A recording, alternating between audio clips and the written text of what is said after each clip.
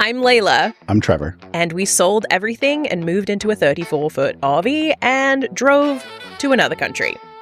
This is our story. Welcome to Burn the Blueprint.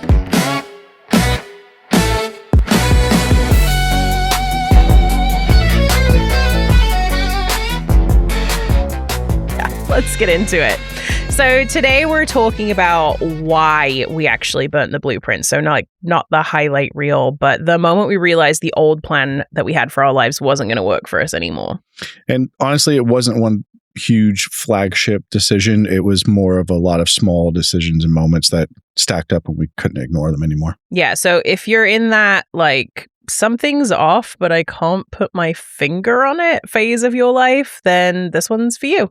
So for us, this kind of life change happened during 2020, which I feel like is when a lot of people's life changes really happen. It was just a little minor thing. Minor bump in the road, you know. Just a little bit of background. I am an actor and I've done film and TV and commercials, but I was primarily, like, my day job was working at Universal Studios in Orlando. So when COVID happened, obviously unprecedented, the park shut down and we didn't really know what was going on. I think the initial was like 3 months or something. Well, no, the initial was like 2 weeks. Yeah. And then it turned into like 3 months. So we did some soul searching a little bit. And then Trev was kind of in like a similar boat, weren't you? Yeah. So I was working at Hard Rock Cafe at the time, serving tables. And it was the same thing. You know, we kind of heard a little bit about the COVID breakout maybe like a week or so, maybe 2 weeks ahead of when the actual shutdown happened. But then when the actual like bombshell hit, yeah, it was like, oh, this is a real deal. But you were working at the Hard Rock Cafe, it bears mentioning, in City Walk, which is in Universal. So like when Universal shut down, it like fucked us both. Yeah. We were out. Well, I mean, pretty much anybody in like the tourism industry, anything like that, it was a hard shutdown, but obviously everybody across the world. Yeah. But us specifically, like, we thrive on that tourism. But. Yeah. And we had kind of been, both of us, because of our jobs, had been in like that real go, like hustle mindset for, I mean, decades. Yeah. Felt like, so, I mean, we're not like 100 years old, but I mean, we had both been in kind of like service industry, hospitality industry for like 20 years. Yeah. I started in 2006. Yeah. So it was like a wake-up call in like the weirdest way. I know we talked about this before, but like it was the first time our schedules aligned. Yeah. Which is like so bizarre to talk about. We had already been married for what, like 3 years at the time. 3 years. We had been married. Mm-hmm. Look at me. I've been married for 5 years. I definitely know when we got married. We had already been married for 3 years. We've been together for a decade, basically. Yeah. And we had always worked opposite schedules. Right. So like, you'd always taken daytime and I always took nighttime. Yeah. When COVID happened, we both looked at each other like, what are you doing here? Well, what are you doing here? It was the most time we had ever spent together. Ever. Yeah. It was really bizarre. Yeah. But I think it's, I mean, like I said, everybody else, there's a lot of other people that are in that same boat too. So it is a relative topic, but it did a lot for, at least for me, to kind of be able to be forced to step back and to step out of the hustle, push, grind every single day, every single moment of every single day, because that's how we had to do to survive. Yeah. If you've never worked like gig economy or like hospitality, like you are literally, you say yes to every single damn thing because you never know when it's going to be taken away. Right. So every single shift, it's just every single time you say yes to something and you burn yourself out like really, really easily. So COVID, not to kind of like undermine the fact that it was tragic and affected people a lot worse than it affected us, it kind of gave us a minute to sit back and be like, what are we doing? Like, what's our 5-year plan? What are we, like, none of these things are things we had ever talked about. We're not like planners, really. Like, we've never budgeted. It's our 5-week plan. Yeah, we've never done anything like that because it's just kind of like things change on the fly. So kind of fast forward through, I mean, we did a little bit of soul searching, I think, through COVID in between like... And sourdough bread making. And along with everybody else. We started watching, I remember, a lot of videos about van life or like schoolies. And I know, I mean, Trev is... our relationship is like, I'll show him something and I'll be like, hey, we should do this. And then he's the one who makes it happen. So like, I'm the ideas man and you're the like... You're the why and I'm the how. Yeah. Yeah. That's exactly how it has. You're the impulse. I'm going to put the rubber to the road. Exactly. Yeah. So we started watching all of these things and both of us were just kind of like, we should do that. Should we buy a school bus and like... just travel? Like, what are we doing with our lives? You travel everywhere with COVID in the bus, right? You just get away with it. It was so, I mean, we watched so many of these videos. Shout out to King in It, which was one that we watched a lot. We watched a lot of King in It. A lot of them. So yeah, that kind of like put the wheels in motion, no pun intended, as far as like life on the road, you know?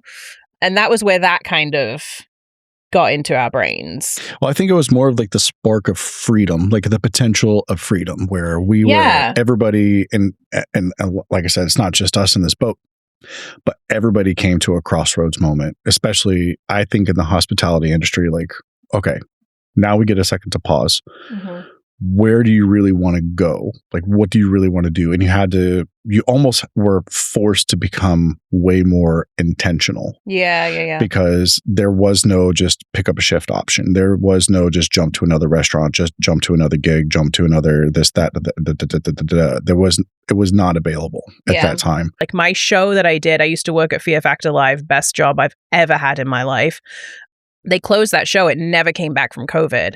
So I was just kind of like scattered to the winds at Universal, and that was literally my life. So I remember I had a moment in the kitchen of our house where I totally like broke down at one point, and I was just like, I don't even know what my purpose is anymore. As an actor, you tend to get wrapped up in like your job is your life. And I literally was like, I don't know what I'm supposed to do anymore. Like, I don't know. I don't see a way out of this. And so I think we kind of started looking for a change. You had got into real estate as well. So this was when you kind of transitioned to real estate full time. Yeah. Thankfully, you had that like to fall back on. And then I kind of have voiceover to fall back on as well. Like I'm a voiceover actor as well. Yeah. So we both kind of had fallbacks, I guess. The gig mentality, man. Yeah, in that time, we have fallbacks in the time. So I kind of started doing voiceover full time. You started doing real estate full time, which thank God the market was like so hot at that point as well. Yeah. And a total side note, maybe that should be the sub-headline of this podcast is Over the Nose, Under the Chin. Like that, Burn the Blueprint. I wish I could remember. Over the Nose and Under the Chin. Oh God, I wish, and I honestly I mean, I don't work there anymore, but I don't know if I can tell you guys, like the initial idea was like, it was supposed to be like a show. There was a sandwich board involved. It was a whole thing. Way. They really, they were like trying to make it fun, bless them. They really were trying to make it fun. And then in the end, it just ended up us being there in like red polo shirts being like, welcome to City Walk. Please make sure you're, washing your hands and keeping 6 feet away from other parties and what were they planning? They're going to have like the Ghostbusters come out and then like zap this big red virus on the legs. I don't remember much about that first script, and I'm sure I'm not supposed to talk about it, but I genuinely don't work there anymore. I just remember there were sandwich boards involved, and it was like quick changes of sandwich boards as well. And I was like, in my head, I was just like, how are we supposed to do this? Like, it doesn't, I mean, they were trying to make it fun. It wasn't fun in the end. Anyway, so we both had something to fall back on. You had real estate, I had voiceover, and flights were really cheap. I don't really know how else to like. Well, I think we kind of wanted like a change of scenery, I think. I think at that point, just like everybody, like a lot of other people, or maybe just ourselves, is that we were looking for, you get so cooped up in the house and you get so bored in the house and you're in the house bored from a TikTok. You don't get that reference. I don't get that. I don't TikTok. No shade to those who do. I just... You get cooped up with cabin fever, and then you eventually start saying like, well, what flights can I take, or can I actually go anywhere? And I think that was like the beginning parts of it. So we were looking for different outlets of freedom. We were watching the schoolie videos. We were watching, other people traveling around the world with different means of being able to travel and stuff. And then, it kind of started collectively like pulling these different pieces of these icons of freedom into one place and be like, okay, well, if what we knew as life, what it was, that's being put on pause, then what is it that actually is going to be the next step forward? Because I had a gut feeling in my heart of hearts that like going back into the service industry was not going to be I remember you saying that. It wasn't going to be. You had a big moment where you burnt your shoes. I remember that. Or you man. threw your shoes away. The fact that those weren't just self-flammable at that point and he combustible. Threw away his non-slip shoes, you guys. It was a moment. If you have ever been in the service industry, you know how big of a moment that is, because those shoes aren't cheap. They're not good, but they're also not cheap.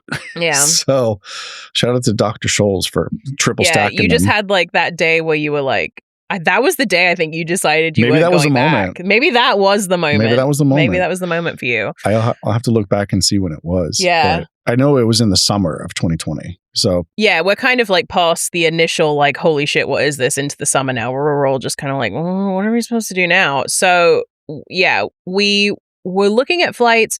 I don't remember how Belize landed on our radar. Radar. For those of you who don't know, because we haven't mentioned it up until now, I suppose we should have. We used to live in Florida, hence Universal, and now we live in Belize in Central America. Fun fact, just real quick fun facts. Belize is the only country in Central America where English is the first language.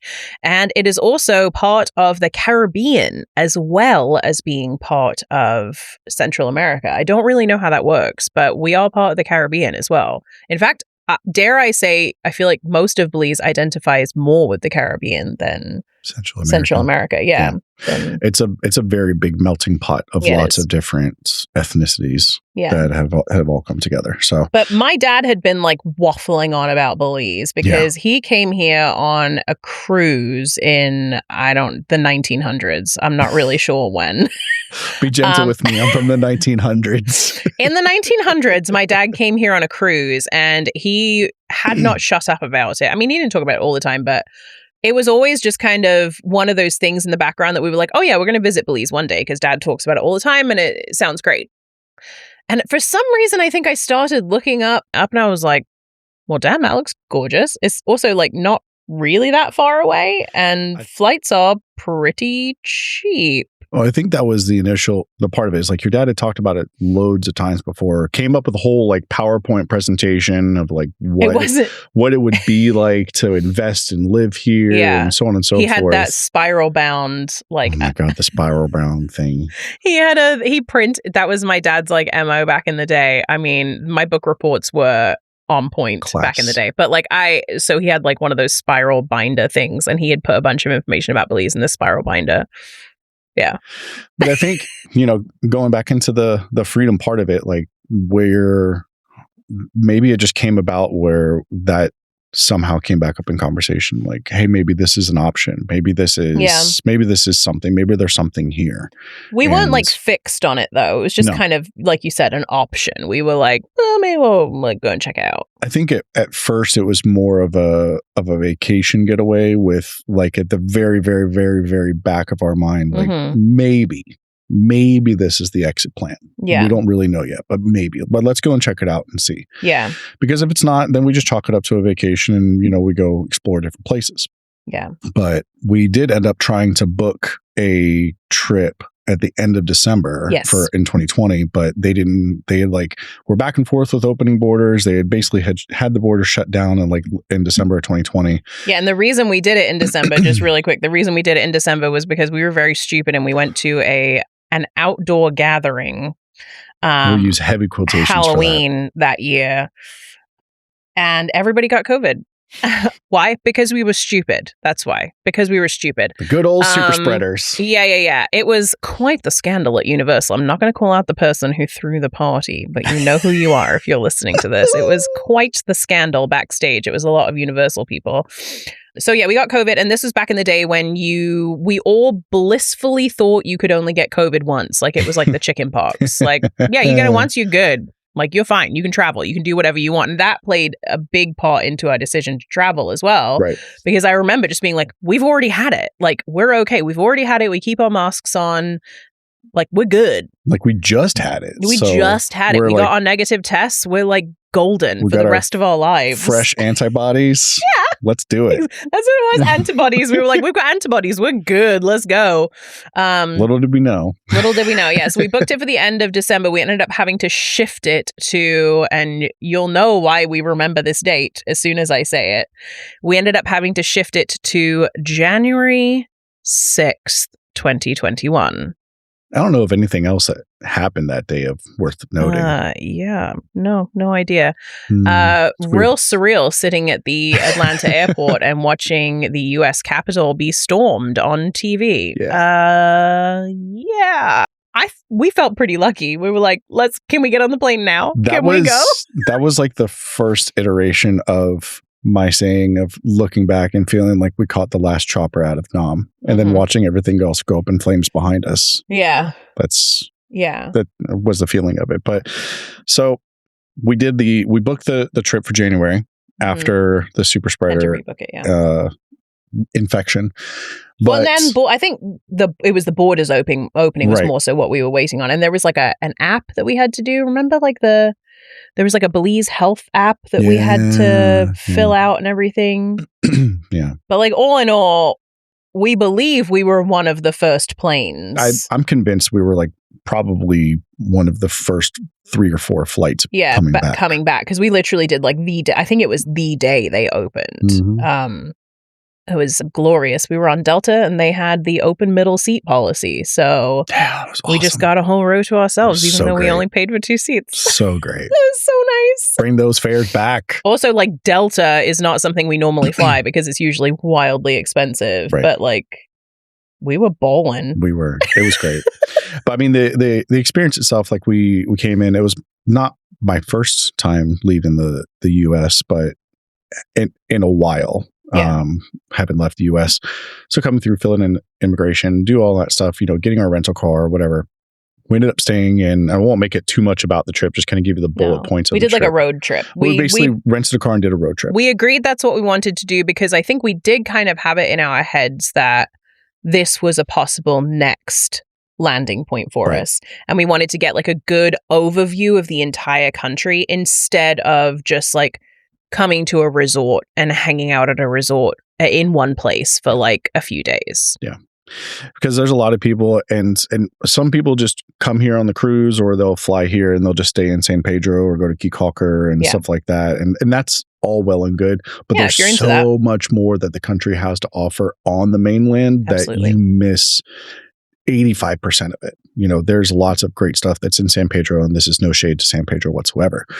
But take the trip over, get your rental car in Belize City, and then just go west, man. Mm-hmm. Just head out west.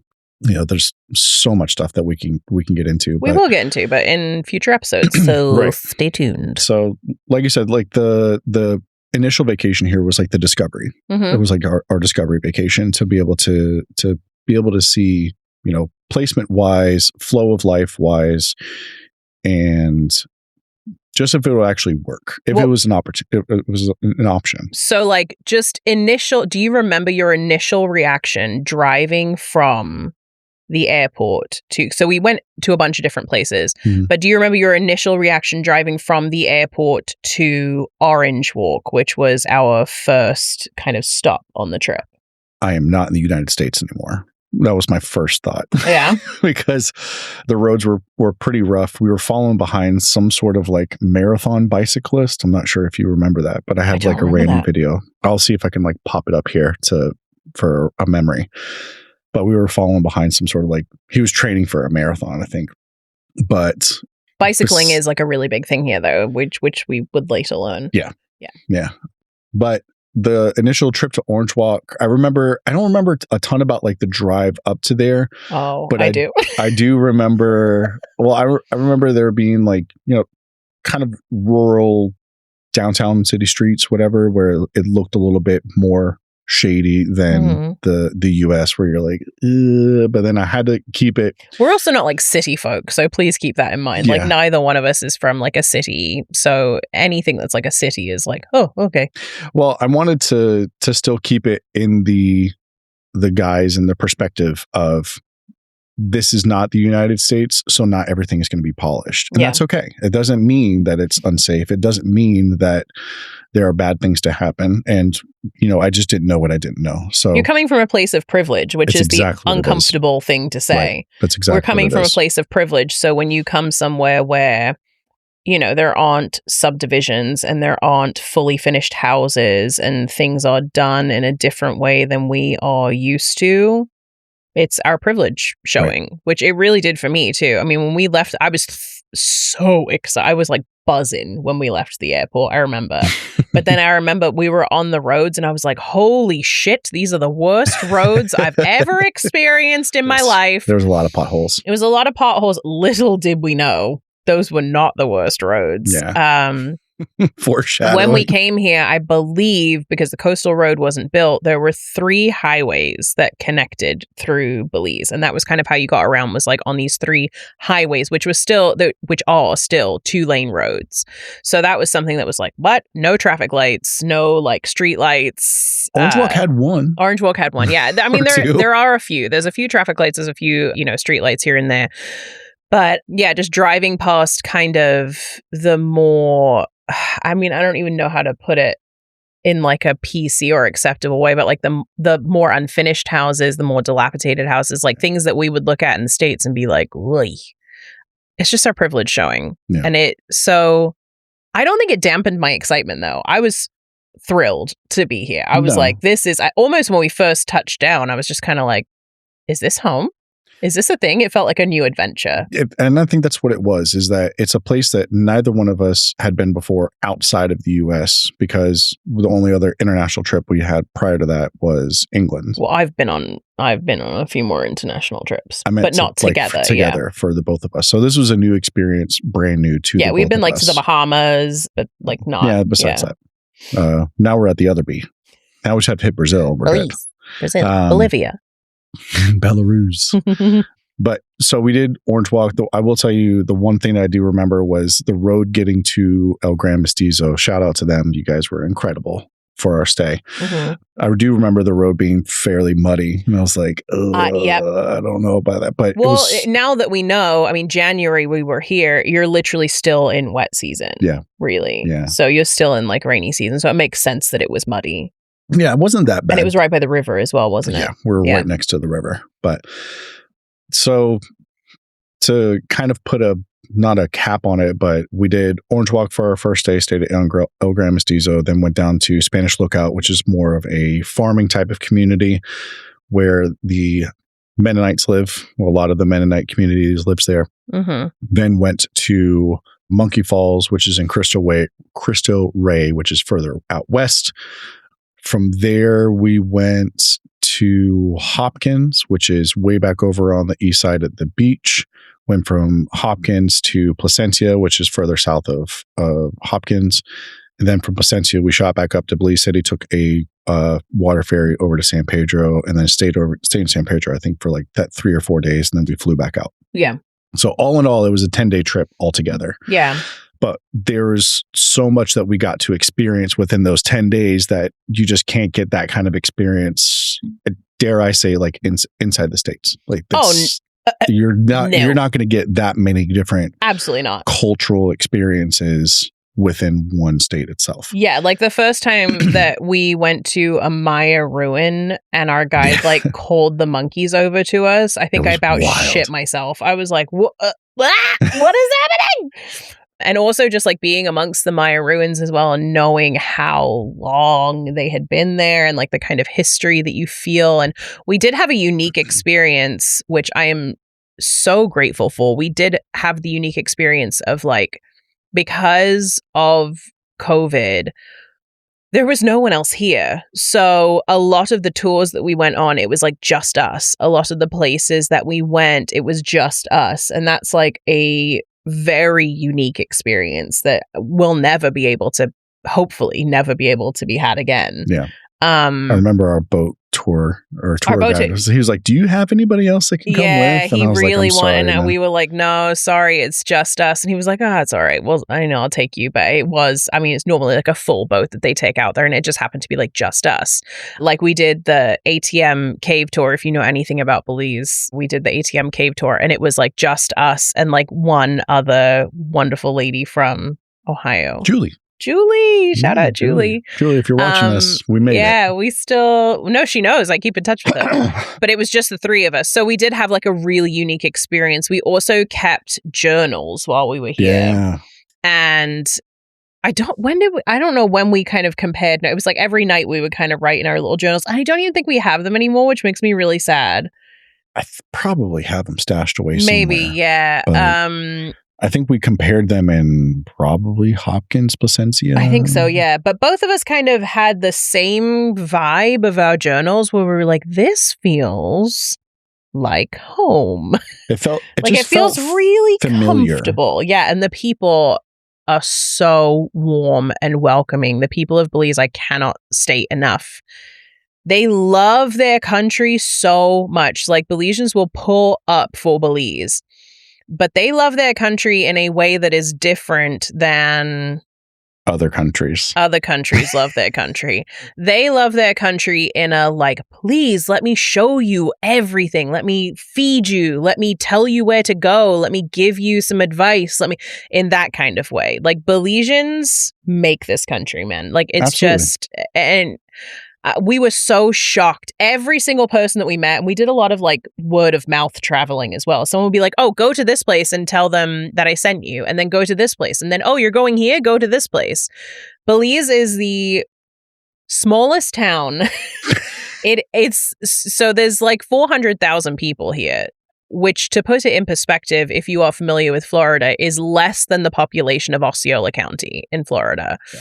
So it is the smallest town, country, place. In literal and figurative speaking. Yeah. So everybody kind of knows where you're going. Everybody knows everybody. And it's just like, yeah. Nickname stick.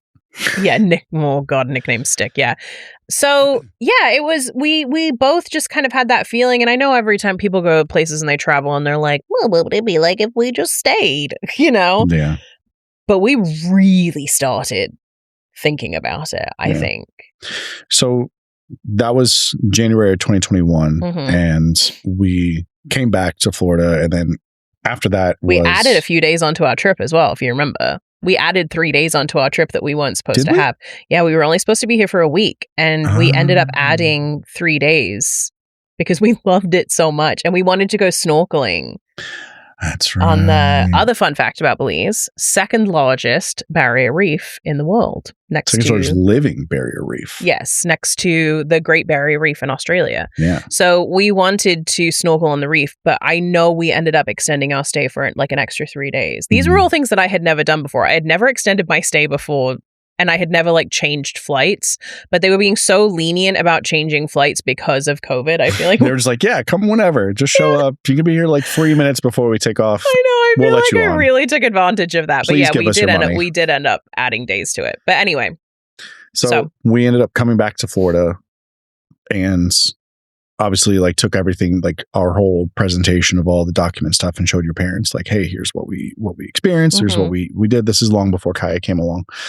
And I think that year was more of now the seed was planted. Yeah. Where we were like, okay, now we kind of have this interstitial transitional lifestyle of where we came from, what we're currently doing now. But now, if this isn't going to be the forever thing, what is? Yeah. Well, and it also bears mentioning that we got pregnant like shortly after we came back. Yeah. So a little bit just on this, I won't touch on it too much, but we had struggled with infertility for 3 years, like tried everything. I got pregnant once, had a miscarriage pretty early on. We were kind of looking into IVF, and then we turned to acupuncture and like Chinese medicine. And, you have your own opinions on it or whatever. It didn't not work. That's exactly what I was going to say. Also, when we went to ATM, I like said a little prayer to the like goddess of fertility when we were in there as well, because I was just like, please, please, please, please, please. But we ended up finding out that we were pregnant in July. Yeah.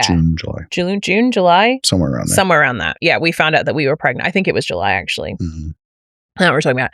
Found out in July that we were pregnant. So that also shifted things because then that also became like, well, what now? Like, we're going to have a kid, and do we want to raise our kid here? And yeah, that kind of changed things a little bit for us as well.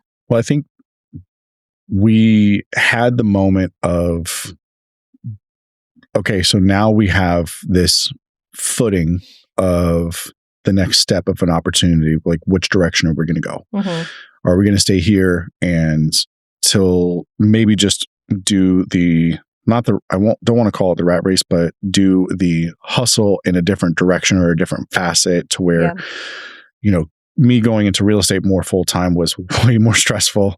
And if I was going to be able to actually stick with that long term, and also just like the everything else, like the cost of living, all of that.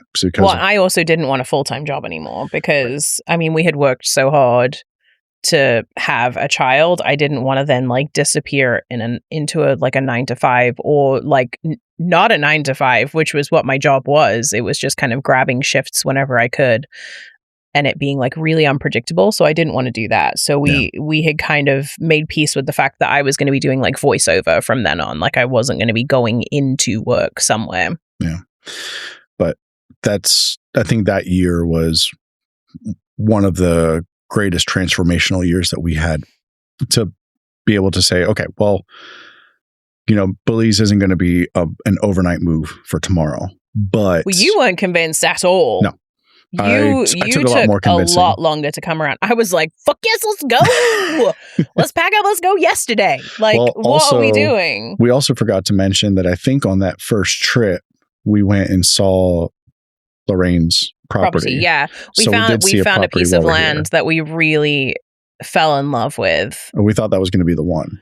We thought it was going to be the one. It had so much significance to me. It was like, it looked like a piece of property out of like a dream that I had. And so it felt really significant to me. Yeah. I remember like showing up on the property and seeing it and being like, what the like, it was crazy coincidental how similar it was to this like property that I had dreamed about. And it happened to be for sale, and we had asked how much they wanted for it. I can't remember what it was now. It doesn't matter. And we came back and we like told my parents about it, and we were like, maybe we should try and make this work and, get our foot on the ladder and see what we can do. Long story short, we tried to buy that property. We got into negotiations. Fizzled apart. Fell through. Yeah. For various reasons. Mainly the people were horrible. Yeah. But I think it fell apart for the right reasons. It did fall apart at the time. It felt gut-wrenching to me. I remember it always does. I mean, I was pregnant, obviously, but like I cried. I was so upset. It felt like the end of something to me when that fell apart. I was so sad. Yeah. But then my dad had kind of been like actively looking for opportunities as well, and he found these like smaller parcels. Subdividing is a big thing here in Belize. I do not agree with it. I don't like it. I understand why it's done, but people will buy up large parcels of land and then divide it into like half-acre plots and sell those off. And that's kind of where we got on the ladder, so to speak. Right. We found a really good deal, which I'll let you talk about that because you know more about that kind of thing than I do. Yeah, so we ended up finding a deal online and on the Facebook Marketplace, and it was a killer deal. 0% interest, zero money down, and you just basically make payments until you pay it off. So I'm like, that was totally worth it. And it's half acre, right? Yeah, half acre lot. So completely undeveloped, on like raw land. So yeah, no power, no water, no utilities, no nothing out to it, but like in the jungle. But even at the price point I think it was like $250 US a month that we had to pay for it. It was something that was doable, I remember, for us. We were like, oh, an extra $250? Yeah, we can do that. We can swing that. to where even in my mind at the time, I was like, even if we're getting taken advantage of and we're taken for a complete ride, I mean, it's not a small sum of money, but it's enough to where I can be like, all right, you know what? Lesson learned. Yeah. Also, do not recommend entering into a contract to buy property before you have seen said property. Completely blind. Don't do that. I would not recommend that to anybody. Is that what we did? Yes, but I would not recommend that. That should be our other sub headline: is do as we say, not as we do. Yeah, exactly. But it worked out for us. I mean, the deal was all kinds of weird. Yeah. But it worked out. We now own half an acre. So I think those two moments in 2021 were probably, if I were to call it, those were the flagship moments that would stack into the ones that we couldn't ignore. We were talking about earlier. Yeah. Of, okay, we're pregnant. Yeah. So there's going to be, another person involved in this, and we need to take in consideration, obviously, taking care of that kid, like what environment we're going to put them in. And second, we are now officially international parcel landowners, which was pretty fucking cool. Yeah. So that itself, I think, began the beginning parts of like the chain of events for us making the decision to come here. So we bought the parcel of land with the intention, at least I had the intention of using it just to develop, to put an Airbnb, to have a rental on there. So I think in my initial knee-jerk reaction, I was like, okay, well, this is just going to be an international Airbnb rental property that we can have to be able to help sustain our living here. Yeah. But it doesn't mean that you have to stay there. It doesn't mean you have to stay in Florida. It was kind of more of like an investment for That's exactly us, is what we were thinking about it as. And then we had also, just to add on to it, started seeing the writing on the wall of like the political situation and the social situation in the States not going in a direction that we were comfortable with. Right. And not one that we wanted to raise our kid in. It was something that weighed really heavily on my mind, at least, and I'm sure yours as well, where I was like, I will never be able to send my child to school and not know if they're going to come home. Like, and it makes me tear up even now. I can't, I mean, I don't know how parents do it, honestly. Yeah. But it's just not something that we wanted. It's not something for us. So that was like a huge factor in it as well. So yeah, I mean, the next year we had our daughter, Kaya, the light of our lives and the bane of our existence. Simultaneously. And so 2022 was kind of just all about her. It was about learning to be parents. It was about her. It was trying to have enough money to survive. And it with just you working, basically. And it was difficult. And it was also one of the reasons why we wanted to leave, because we did not live in excess at all. We were not the people who were out, going to brunch and buying avocado toast and like all that, boomers and rude people like to blame it on. Because clearly that's the problem. And it would be like, we would just have no money at the end of the month. We had no savings. I mean, we owned a house, but we had no savings. By the time you pay insurance, by the time you pay car payments, by the time you pay mortgage, by the time you pay property tolls, property taxes, like by the time you pay for all, we had nothing left. As my father would say, we didn't have two penneth to rub together at the end of the month. And it was just kind of like, how are we going to keep doing this? Like, how is this? Yeah. This is just it. Like, for the rest of, and it was a lot of pressure on you. Yeah. Because it was a lot of pressure to be like, well, you need to be making sales because these commissions are what we're living on. Right. So yeah, that was 2022, was basically like a financial instability, finding our footing, being parents. Skip to 2023. I feel like that was when the wheels really went into motion. That's when we got to like, I think it's the second time I've said that in this podcast. That was when we really got like, you made a decision as well, where you were like, yes, I think that was that was finally the tipping point for you as well, where you were like, okay, we're doing this. I had been gung-ho since like the plane touched it down on January 6th. I had been like, yeah, let's fucking go. Let's go. Trev took a little bit more convincing. Yeah. So yeah, we kind of locked in 2023 and things started moving, like selling the house and God, that's a whole other thing. It's a whole other thing. I mean, I don't want to get too much into that either, but so 2023 was basically the year that we locked in and like made the decision. Like it's this come hell or high water, this was going to happen. Yeah. And we're just trying to figure out at that point, obviously the realization comes in. He's like, okay, well now how? Like actually, logistically, how are we going to do this? I'm going to step in here because I actually think it was like kind of towards the end of 2022 that we came to that realization because we took the trip here to check on the which was the research trip in January 2023. So we must have made that decision previously. Yeah, I guess you're right. Because the September of 2020, before we ever came here on vacation the very first time, we made that video. Did we? Yeah, that's when we made the actual video. Oh my God. I forced him to make a video because I was... And it was horrible.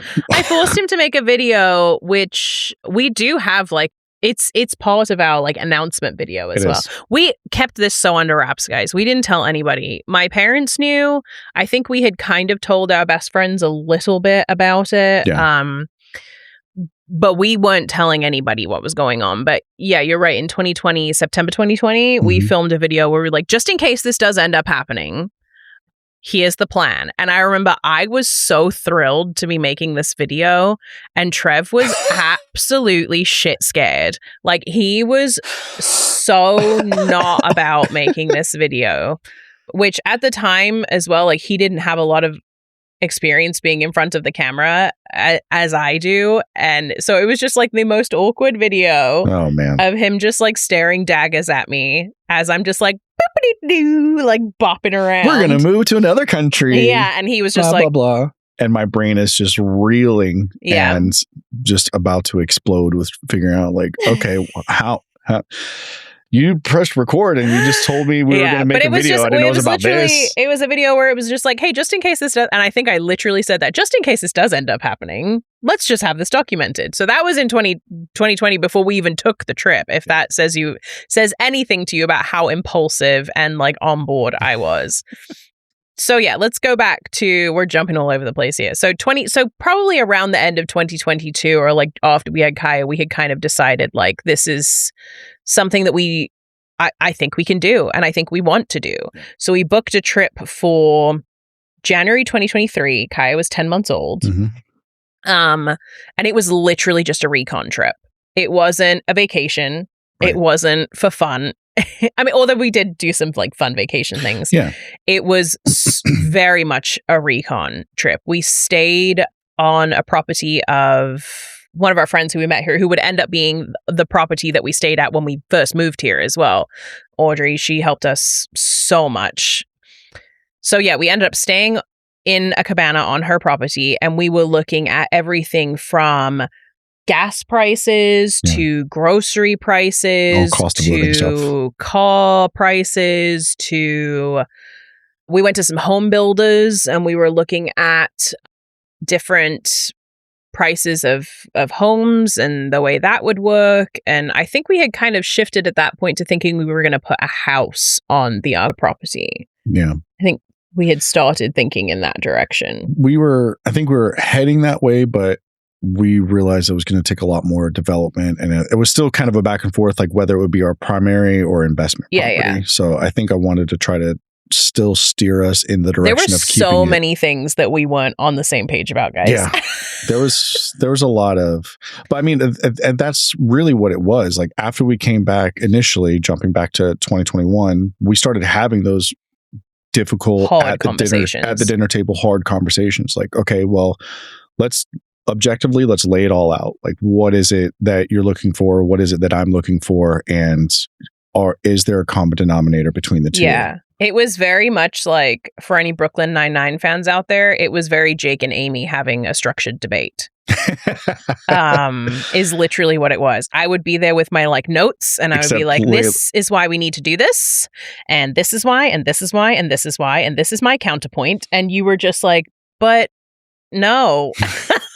Usually it's the opposite. setup. Like I'm usually the Amy of like this, and this, and this, and then you're usually the Jake of like, but no, that's not how it works. Yeah. So no, it was a very flip dichotomy. I was a little like rabid chihuahua about this. I was like, let's go, come on, let's go. I was like vibrating. Which happens with every decision. I book trips out of the blue, and then I just tell him like, hey, by the way, we're going to this place. He can't give me an inch. I'll take a mile. 100%. Truly. 100%. I'm working on getting chickens right now, so. Chickens. Anyway, so we had the point was what I was trying to make is that between 2021 and that trip in 2022, so in those 2 years, we had a lot of 2023, we had a lot of those really hard conversations of, okay, will this actually work? How can we make it work? And what's the timeline going to be? Because, this kid's not going to slow down being born just for us to figure out like whether we're actually going to fucking do this or not. Yeah. So there was that pressure of a ticking time clock on that aspect. But I think that helps to really, when you're put up against a timeline, it helps you to be decisive because it's either you're right or you're horribly wrong. And then you figure out how to be right again. Yeah. But I mean, I think that trip in 2023 really, if there was anything that needed solidifying for us, I think that really was it for us. Yeah. I think that was the last piece of evidence that we needed. Yeah. That was like the final, like the closing argument. Right. Man, what a great way to put it. That was the closing argument for us. Yeah. To be able to get everything finalized and be like, okay. And Kaya thrived here as well, which was another thing that we were like, whoa, she was just like barefoot running around. I mean, there's just so much space here. Yeah. And she thrives here. Yeah. In a way that she doesn't in the States. Here, it's very like she's outside all the time. I mean, and it's like 100 degrees and she's still outside. So that basically, I think, kind of puts the pin in it for how we came around to the decision of Belize. There were lots of other options that we possibly could have explored, maybe like Costa Rica or other places. I'm still not sure that we didn't make a mistake by not going to Costa Rica. No, Costa Rica is beautiful. We still haven't visited Costa Rica, and there are lots of people who we follow on social media who live in Costa Rica as well. I think Belize was the right idea for us. I think Belize was the great fit for us to be able to just, if it wasn't, we're fucked. But like we're committed now. It has to be the right decision now. Yeah. But I think it's that kind of summarizes the initial idea, the spark and the genesis of this whole thing of like, okay, well, if we're going to leave the US, where we're going to go, how we're going to do it. And well, that was the thing. Like at that point, that trip, we knew we were doing it. Yeah. Like that was it. The January 2023 trip, for sure. We knew we were going to do it. And that was really what we needed to be like the final thing to be like, okay, so we're doing this. And then after that was, how do we do this? Yeah. That's what we needed to get into. So you just took the whole thing and we just shifted it from your why and you went, here you go. Yeah, exactly. I was like, cool. So we're doing this over to you. You figure out how we're going to do this. Okay. Make mommy's dreams come true. Thank you very much. And promptly, man, if there wasn't a more perfect catchphrase, God love it. Happy Save life, that shit. happy life. Yeah. So that was really it. It was, we knew we were doing it. We came back and it became all business. And the next year would be an absolute roller coaster at the highest speed. That year just disappeared. And it was, oh my God, it was a roller coaster. Emotionally, mentally, physically, spiritually, financially, in every possible way, it could be a roller coaster. It was a roller coaster. It's like if you're barreling through, God, what's the name of that movie? Indiana Jones, where like everything, you're in a tunnel and you can see the end, but everything is blowing up around you, behind you, and beside you. And you're just trying to, it's that climactic moment where you're like, I just have to get to the end of the tunnel. And then we were on a hella timeline. Yeah. Like it was just once everything was put in motion, we were on a train, not to keep using these horrible cliches, but we were on a train that just would not stop. Yeah. So, yeah, I mean, that's what the second episode is going to be about. That's going to be about the how we prepared. So how we came to the idea that we were going to do an RV instead of flying, fixing our house for someone else, basically, selling our house. I hope you enjoy it, Stephen. Selling everything. We sold all of our belongings, most of our belongings, and we moved into a 230 square foot RV. 3 humans, 2 dogs. And dare I say, we did it pretty successfully. We did. But goddamn, there was some mishaps on the way. There was a lot of choices that happened along the way. Choices, yeah. So we're going to get into that next episode. So first episode, the why. Second episode, the how. Yeah. Hope you guys enjoyed this one. Thank you for sticking with us for this long, if you have. And come on back for the next one. We'll catch you for the next episode on the how. Where the rubber meets the road. That needs to be the sub-headline. Out. Where the rubber meets the road. And then have like a peel out noise. Oh my God. Are we just going to end every episode on your like terrible dad jokes? Probably. Didn't we say something about like ending on a hot take? You said unpopular opinion, hot takes. Yeah. I don't know. I don't even know how this idea came to be. So what's our hot take? Is a hot dog a sandwich? Is Die Hard a Christmas movie?